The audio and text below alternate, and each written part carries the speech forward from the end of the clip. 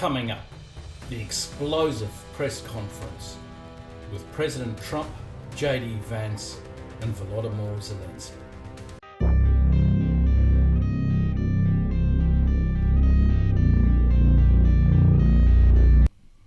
The normal situation with leaders talking to each other in front of the media is a canned, polite discussion with platitudes being said by both sides.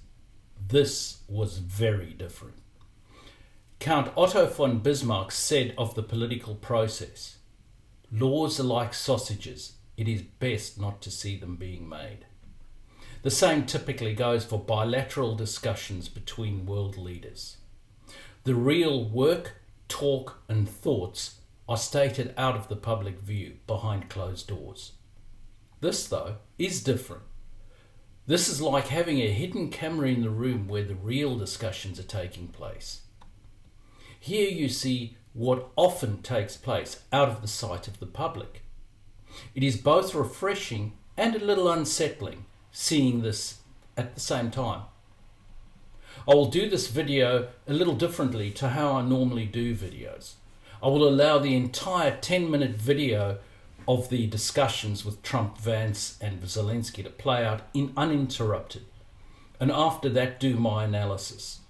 If you have already seen the video, you can fast forward to the timestamp that I will add here. And now I'm talking with my friends in Poland, and they are worried that you align yourself too much with Putin. What's your message for them? Well, if I didn't align myself with both of them, you'd never have a deal.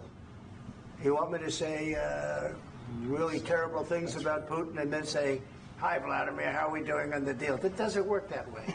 I'm not aligned with Putin. I'm not aligned with anybody. I'm aligned with the United States of America and for the good of the world. I'm aligned with the world, and I want to get this thing over with. You see the hatred he's got for Putin. It's very tough for me to make a deal with that kind of hate. He's got tremendous hatred, and I understand that, but I can tell you the other side isn't exactly in love with, him either. So it's not a question of alignment. I'm aligned with the world. I want to get the thing set. I'm aligned with Europe. I want to see if we can get this thing done. You want me to be tough? I could be tougher than any human being you've ever seen. I'd be so tough. But you're never going to get a deal that way, so that's the way it goes. All right, one more question. Hey, I want to respond to this. So look, for 4 years in the United States of America, we had a president who stood up at press conferences and talked tough about Vladimir Putin, and then Putin invaded Ukraine and destroyed a significant chunk of the country.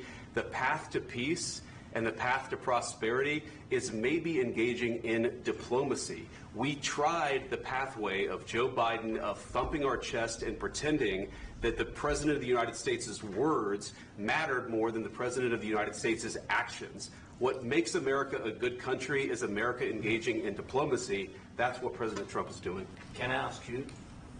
Sure. Yeah? Yeah. Okay. So he occupied our parts, big parts of Ukraine, part of East and Crimea. So he occupied it on 2014. So during a lot of years, so I'm not speaking about just Biden, but those time was Obama, then President Obama, then President Trump, then President Biden, now President Trump, and God bless, now President Trump will stop him. But during 2014, nobody stopped him. He just occupied and took. He killed people. You know what the contact 2015. 2014. 2014 and 2014. 2014? Yeah. So I was not here. Yeah, but That's exactly right. Yes, but during 2014 till 2022, the situation the same. The people are been dying on the contact line. Nobody stopped him. You know that we had conversations with him, a lot of conversations, my bilateral conversation, and we signed with him. Me, like a new president, in 2019, I signed with him the deal. I signed with him, Macron and Merkel. We signed ceasefire. Ceasefire. All of them told me that he will never go. We signed with him with gas contract. Gas contract. Yes, but after that, he broken the ceasefire. He killed our people, and he didn't exchange prisoners. We signed the exchange of prisoners, but he didn't do it. What kind of diplomacy, JD, you are speaking about? What do you mean? I'm talking about the kind of diplomacy that's going to end the destruction of your country. Yes, but if you Mr. President, with respect, I think it's disrespectful for you to come into the Oval Office and try to litigate this in front of the American media. Right now, you guys are going around and forcing conscripts to the front lines because you have manpower problems. You should be thanking the President for trying to bring an end to this conflict. Have you ever been to Ukraine that you say what problems we have? I have been to. Count once. I've actually watched and seen the stories, and I know what happens is you bring them on a propaganda tour, Mr. President.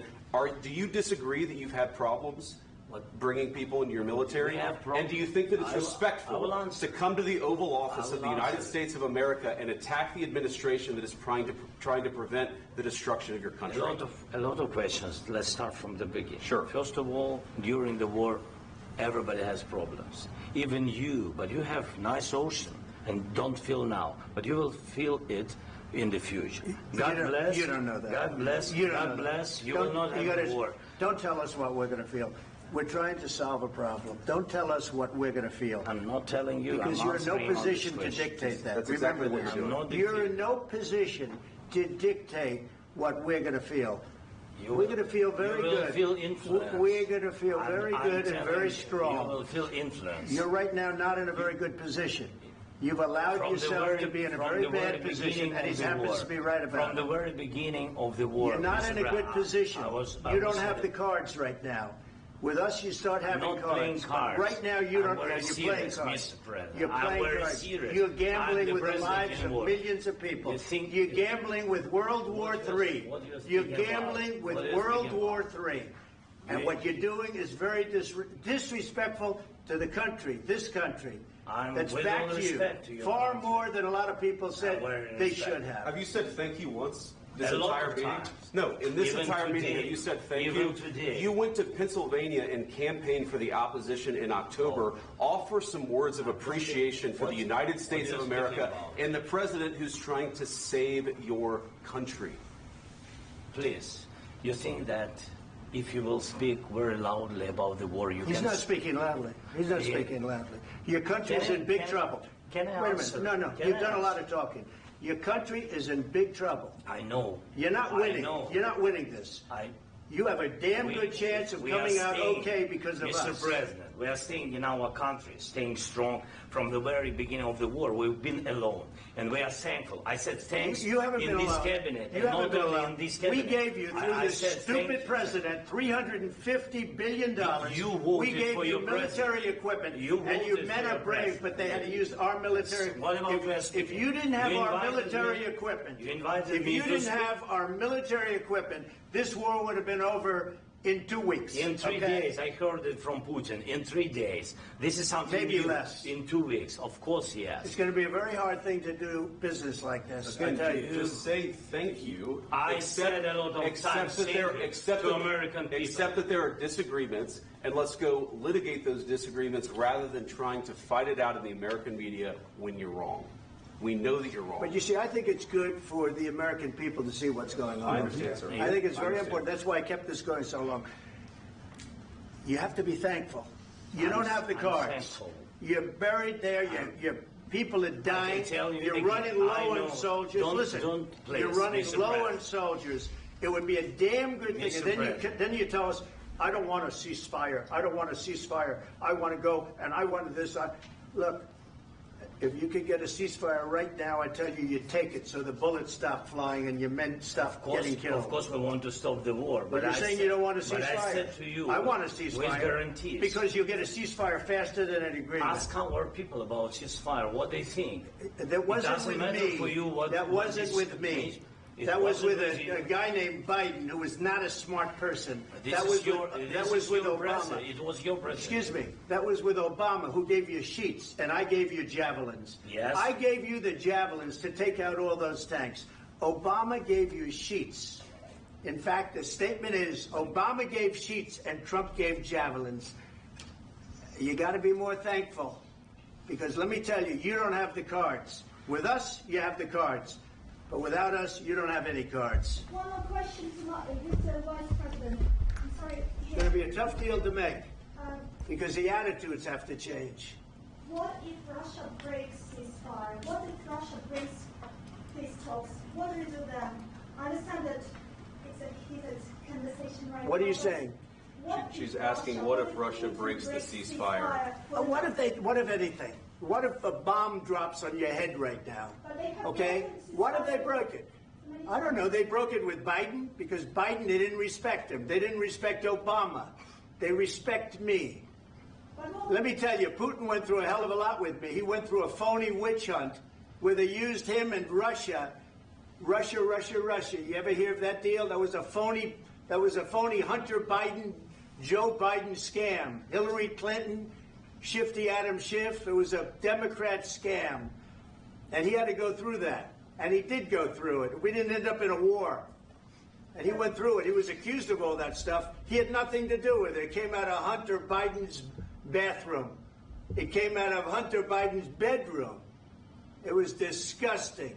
And then they said, oh, the laptop from hell was made by Russia. The 51 agents. The whole thing was a scam. And he had to put up with that. He was being accused of all that stuff. All I can say is this. He might have broken deals with Obama and Bush, and he might have broken them with Biden. He did, maybe. Maybe he didn't. I don't know what happened.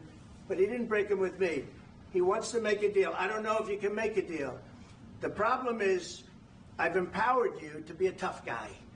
And I don't think you'd be a tough guy without the United States. And your people are very brave. But you're either going to make a deal or we're out. And if we're out, you'll fight it out. I don't think it's going to be pretty, but you'll fight it out. But you don't have the cards. But once we sign that deal, you're in a much better position. But you're not acting at all thankful. And that's not a nice thing. I'll be honest, that's not a nice thing. All right, I think we've seen enough. What do you think? Huh? This is going to be great television, I will say that. All right. We'll see what we can do about putting it together. Thanks.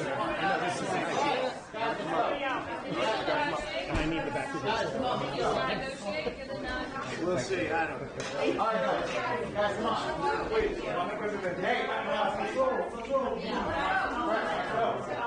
Guys, come on. This has been very revealing. What you have here is three people who are all alpha personalities with different perspectives. Not only that, it is evident that all three have very strong personal views on the issues at hand. This is not some discussion between people who are somewhat ambivalent and discussing niceties. There are legitimate views on both sides. An extremely interesting observation I will make is one that I haven't seen anyone else make. J.D. Vance acknowledged that Russia invaded Ukraine, conceding that Russia started the war. Trump also made a very important point, that in order to make a deal, there could not be a position where there was antagonism to one leader and not to the other. It does not foster goodwill and trust in the negotiation process. Zelensky started with a question and a statement about how things led up to the war. He spoke of not trusting Russia due to their reneging on a deal struck for a ceasefire that was also signed by Macron and Merkel. The deal was not abided by.